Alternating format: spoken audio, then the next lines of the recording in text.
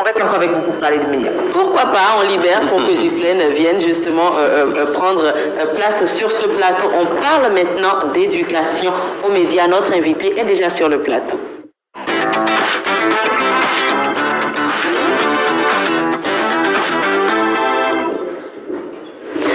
Les fausses informations pullulent, on en parlait hier sur les médias sociaux, difficile de reconnaître le vrai du faux, surtout quand l'intelligence artificielle s'y mêle et nous fait croire que tout ce qu'on voit est parfois de la réalité. Marvin, promise Aïnadou, bonjour et merci d'être une fois de plus au rendez-vous.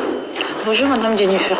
Alors vous êtes rédactrice web SEO et avec vous depuis hier on aborde cette question justement de fausses informations. Aujourd'hui on s'intéresse à l'intelligence artificielle qui est une nouvelle source de vidéos trompeuses. Avant de vous poser la première question, j'aimerais bien recevoir ma très chère Ghislaine qui nous fait l'honneur de nous accompagner, je le disais hier, tout en beauté. Bonjour Ghislaine.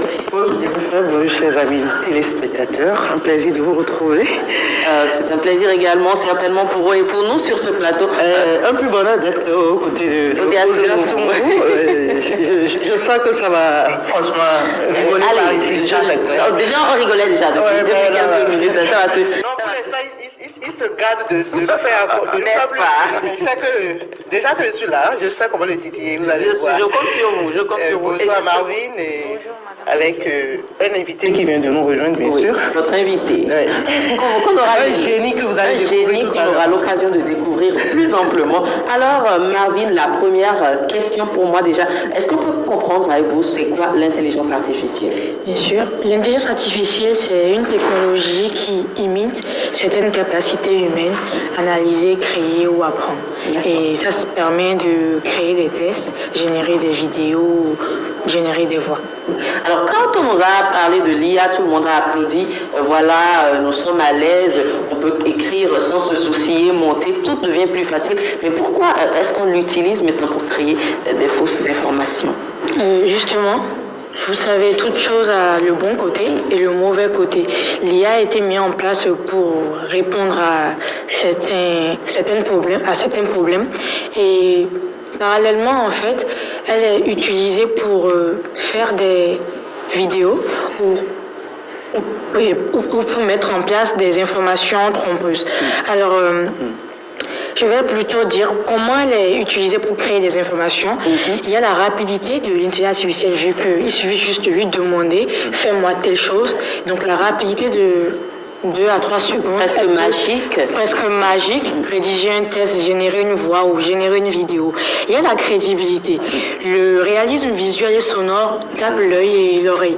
Parce que tout de suite, là, on peut me générer un IA, on va se dire que c'est pratiquement moi dans la même vidéo. Et c'est semblable, c'est pratiquement la même chose. Et il y a aussi la manipulation. Sauf que quand on est bien attentif. On remarque qu'il y a des... On va y revenir. Et il y a la manipulation. Ça peut servir en fait à influencer l'opinion publique, salir une réputation et semer le doute. Et j'ai envoyé une image, je pense qu'on va y venir. Une image que la réalisation va certainement nous aider à avoir tout à l'heure. Et juste une image d'un homme, c'est bien cela, qui est assis. Déjà une image qui viendra à la vidéo, qui viendra certainement. Lui, c'est un jeune appelé Fritzel Adjaro. Il a posté sa photo de profil un jour le matin et le soir, automatiquement, la vidéo qui va venir